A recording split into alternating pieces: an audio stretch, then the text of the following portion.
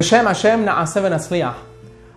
Berg was a young man in his late 20s, and he had not been able to find the right person yet in his life. And being from the Orthodox community, he felt it was very late for him, and he really badly wanted to start his life. And he finally thought of a great plan.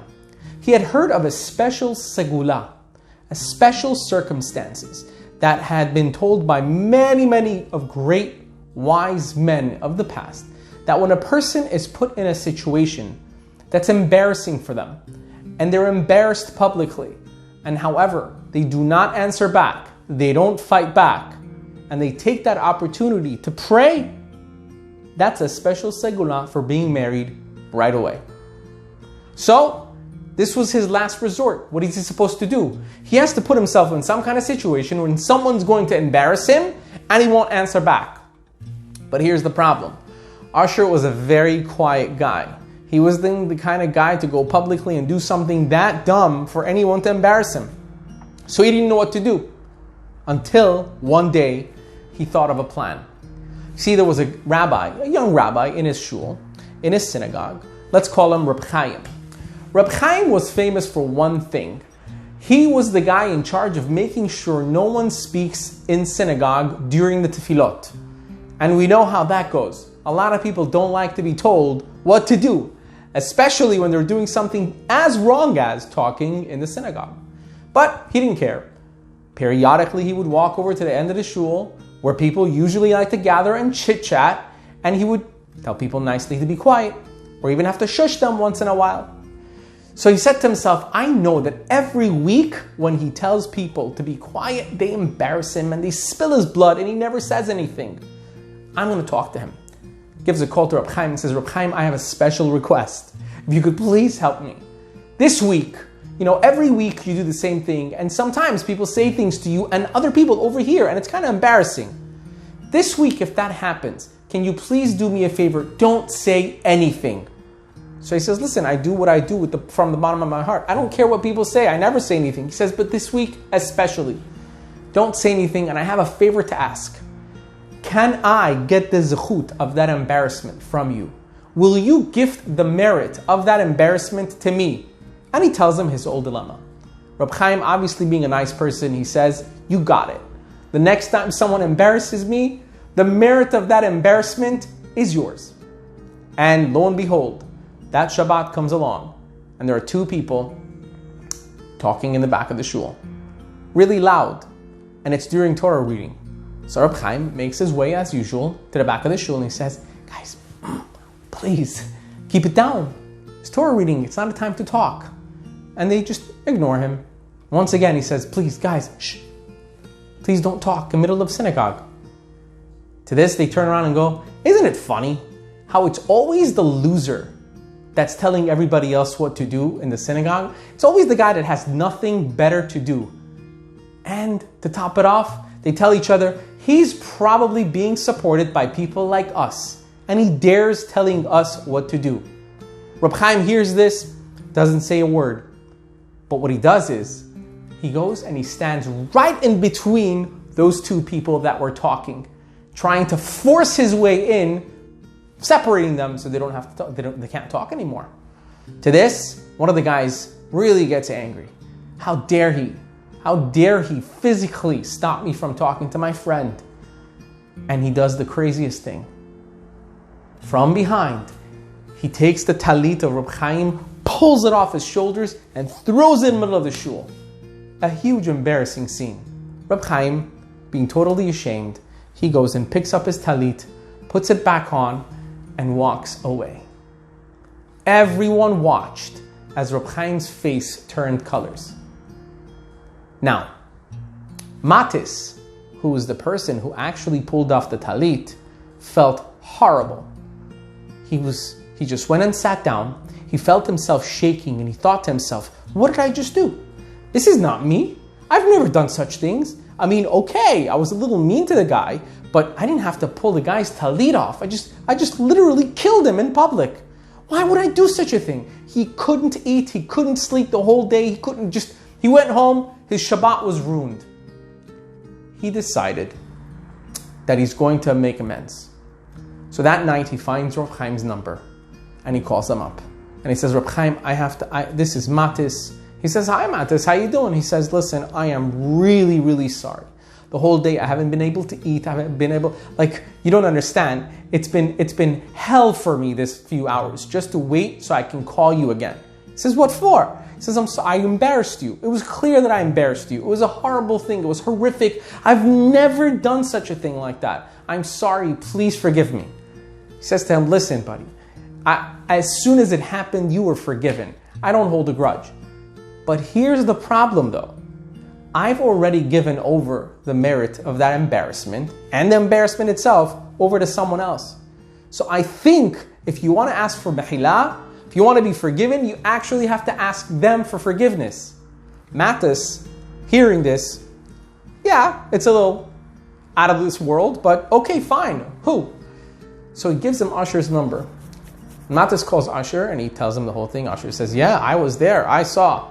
He says, he told me, I have to ask you for mechila, so please forgive me. It was horrific what I did. And he tells him the whole thing.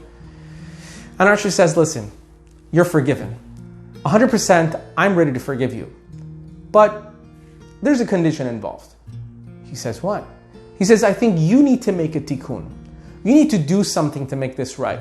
We all saw what happened and it was horrific. It was wrong. Reb Chaim was really embarrassed. And he's such a tzaddik, he didn't even say anything to you. So you gotta do something to pay it forward, to make things better. And if you do that, then you're 100% forgiven. Matis, really wanting to have this sin completely erased from his records, was willing to do anything. So he tells Usher, fine, I'll find a way to make amends if you will forgive me. And that's how they end the conversation. A few weeks later, Matis was out of town in a different community with his family. And he was in a synagogue watching a scene unfold that he was way too familiar with. Same exact scene. There were two people talking in the back of the shul. And that synagogue also had their, little rabbi that walked over to them and asked them nicely to be quiet.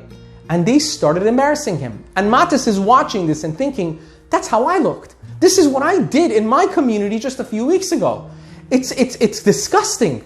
How could I have been so low as he's watching it? And these two guys are giving it to this rabbi like, he's such a low life. He's sitting in shul all day long while we go and work. And then he comes to us and he tells us to be quiet while everyone's praying. Yada, yada. Same stupidities that a lot of people say, unfortunately. And they embarrass him, spills blood, but he doesn't say a word. And Matis is so surprised. He can't understand why and how. How did he do this? How are they embarrassed publicly so viciously, yet they don't even lift their tongue to speak out?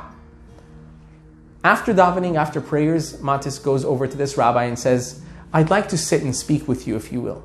He says, what about? He says, I just have a few questions for you. May I come to your house after Shabbat? He says, no problem. Gives him his address. Not being from that community, the rabbi didn't know him at all.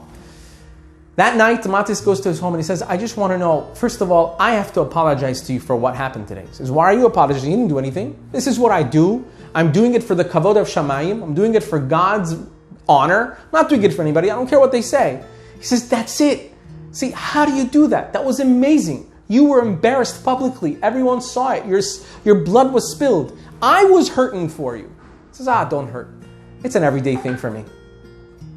So Matis turns around and he says, listen, I want to do something for you. Is there something I can do to help you? Thinking in his mind, you know what? Maybe this is my opportunity to make things right.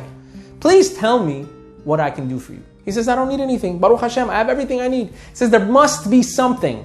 Pushes him and pushes him. Finally, he says, listen, recently my daughter's been dating this guy.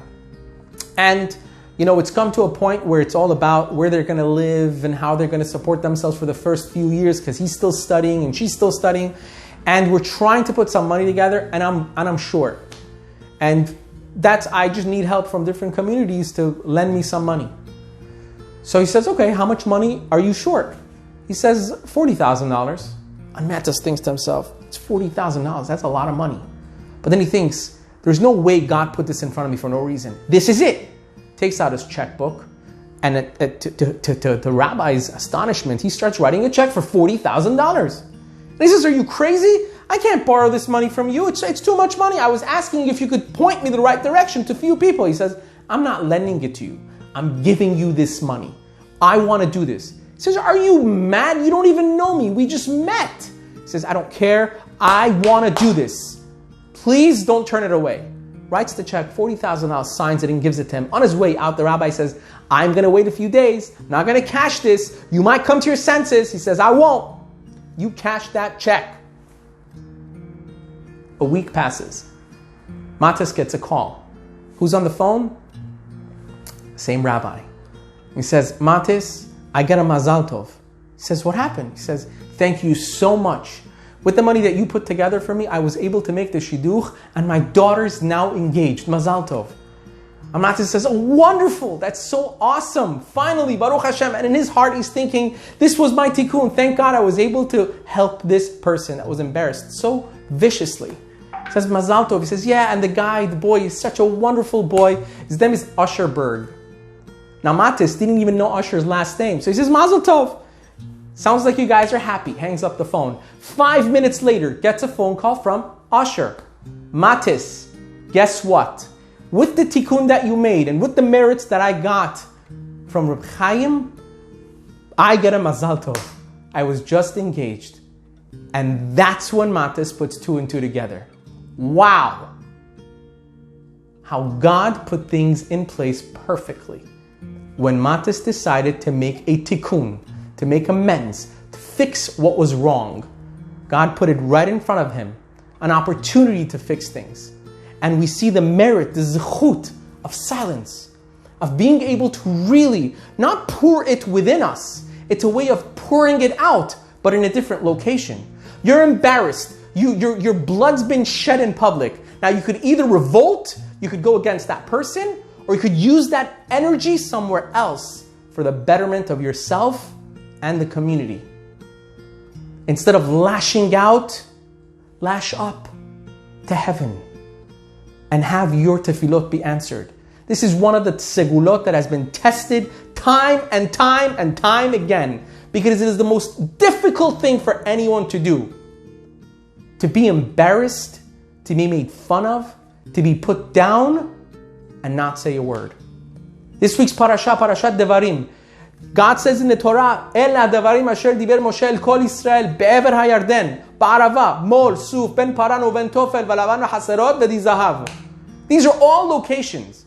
And it says, and God told Moses to tell the entire Jews, what? Locations. V'lavan v'haserot, v'di zahav, ben paran uven tofel. These were locations. What do they mean?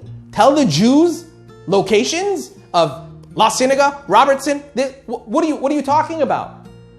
To which Rashi catches and Rashi says, you see, these were all the locations that the Jews sinned and, so to speak, degraded God's name. But Hashem, knowing that it's going to embarrass the Jews, He didn't want to tell them exactly what mistakes they made. He just hinted to them. You remember this location? You remember that location? Just so that He does not embarrass them. But they will learn the lesson to become better people. You see, sometimes saying less is truly saying more. Baruch Adonai le'olam. Amen ve'amen.